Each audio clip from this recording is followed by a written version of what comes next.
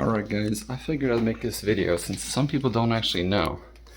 But imagine if you accidentally lock the door from the back. So we'll go ahead and lock this door. Hold on. There we go, right? So if you were to accidentally lock this, right?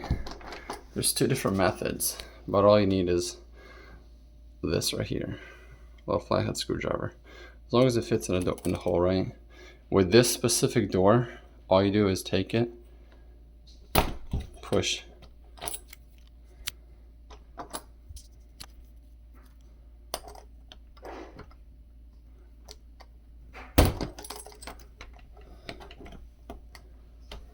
and that's it.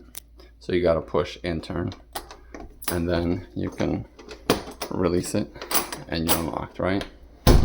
So the other type of door is this kind. They look the same, but you lock it, right? So this one, you actually stick it in, and you have to make sure you're going straight, not at an angle, nice and straight, and then spin it as you go, and you'll feel it catch. There it is. It's stuck now, right?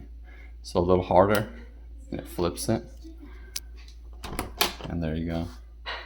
Hope this helps.